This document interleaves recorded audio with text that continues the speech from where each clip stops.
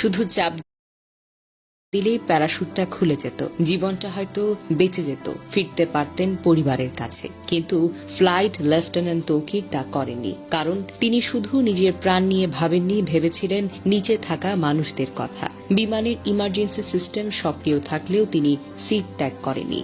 শেষ মুহূর্ত পর্যন্ত চেষ্টা করে গেছেন বিধ্বস্ত হওয়ার আগেই ফাঁকা জায়গায় নিয়ে যেতে। তিনি জানতেন তার এই যুদ্ধ বিমান যদি কোনো জনবহুল এলাকায় পড়ে আরো অনেক প্রাণ যাবে। এই সাহসিকতা, এই আত্মত্যাগ কোনো শব্দে সম্পূর্ণ বর্ণনা করা যায় না। তৌকিরের যে বিমানটি বিধ্বস্ত হয়েছে সেটি ছিল বেশ পুরনো F-7BGI, একটি যুদ্ধ বিমান যার স্থান আধুনিক যুগে আর নেই। তবুও এই বাতিল বিমান দিয়ে চলছিল প্রশিক্ষণ, কারণ দুর্নীতি আজও উড়ে বেড়ায় বাংলাদেশের আকাশে, আর সেই দুর্নীতির বোঝা বয় আমাদের মতো সন্তানেরা। তৌকির আকাশে মারা যাননি, তিনি মরে গিয়েছিলেন বহু আগে। যেদিন বাজেট চুরি হয়েছিল, যেদিন সিদ্ধান্ত হয়েছিল 1970 দশকের বাতিল যুদ্ধ বিমান দিয়েই হবে প্রশিক্ষণ, এই সিস্টেম তাকে দেয়নি কিছুই। না দিয়েছে সুরক্ষা, না দিয়েছে বিকল্প, না দিয়েছে আধুনিক কোনো যন্ত্রপাতি। তাকে দিয়ে গেছে কেবল ঝুঁকি, মরিচা ধরা লোহা আর নিশ্চিত মৃত্যু। তবুও তিনি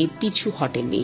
দেশ, দায়িত্ব আর মানুষ, এসবের কাছে নিজের প্রাণকেও তুচ্ছ মনে করেছিলেন। উত্তরার আকাশে ফ্লাইট লেফটেন্যান্ট তৌকির একা মারা যাননি। এই ভয়াবহ দুর্ঘটনায় আরো অনেক প্রাণ ঝরে গেছে। আমরা গভীরভাবে শোকাহত। শহীদ তৌকির সহ সকল নিহতের আত্মার মাগফিরাত আমরা কামনা করি। আহতদের জন্য দোয়া করি, আল্লাহ যেন তাদের দ্রুত আরোগ্য দান করেন। আমাদের একটাই প্রার্থনা, আর যেন কোনো তরুণ তৌকিরকে একটা মরিচে ধরা যুদ্ধ বিমানের সঙ্গে জীবন বিসর্জন দিতে না হয়।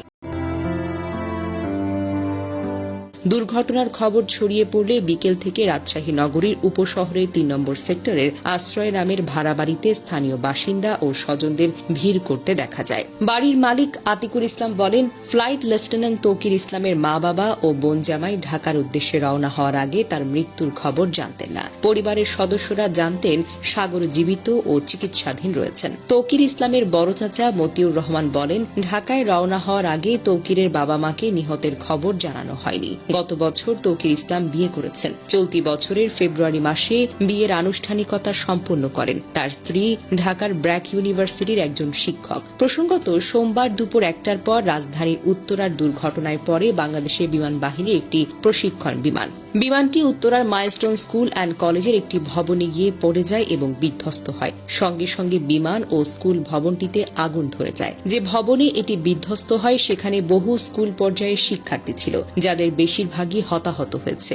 দুর্ঘটনার পরপর উদ্ধার অভিযান শুরু করে ফায়ার সার্ভিস। উত্তরা সহ আশেপাশের 9টি ইউনিট ঘটনাস্থলে গিয়ে আগুন নিয়ন্ত্রণে আনে এবং হতাহতদের উদ্ধার করা শুরু হয়। পরে উদ্ধার অভিযানে যোগ দেন বিজিবি ও সেনাবাহিনী। বিমান বাহিনীর হেলিকপ্টার করে হতাহতদের হাসপাতালে নেওয়া হয়। মর্মান্তিক এই ঘটনায় শোক জানিয়ে বার্তা দিয়েছেন প্রধান উপদেষ্টা ডক্টর মোহাম্মদ ইউনূস। মঙ্গলবার রাষ্ট্রীয় শোক ঘোষণা করা হয়েছে।